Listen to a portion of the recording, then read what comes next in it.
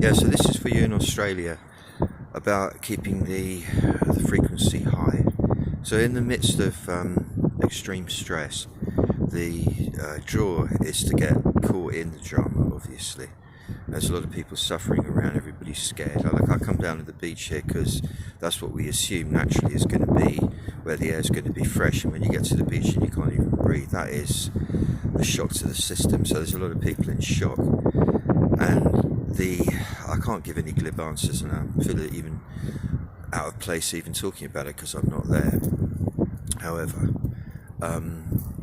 when you look at the whole situation that you're in, as you're perceiving it, and you discern the unifying presence at the root of it all, what the Chinese call the Tao, the presence that's informing everything and everyone. And although it gives the appearance of being fractured into infinite numbers of separate, individuated pieces, in fact, it is at the root one entity, this Tao, this presence.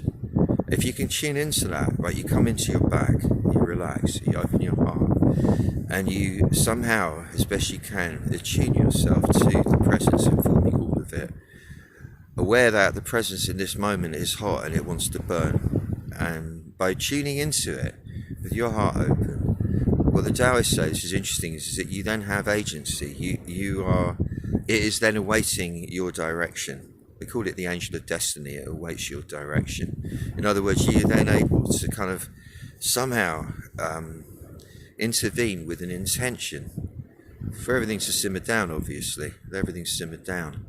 I mean, we have an inflammable geopolitical situation in the Middle East occurring. The whole thing at this point in time is very, very extreme yin and yang. On the one side we have this yang, this burning, this overheating.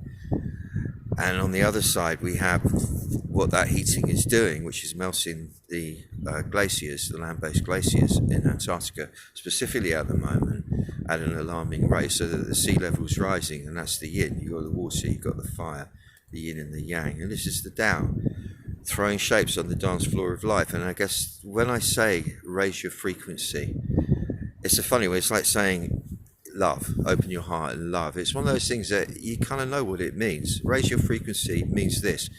There's all these different frequencies occurring simultaneously, and the slower the frequency, the nearer it is to the death state, and the higher the frequency, the nearer it is to the enlightened life state.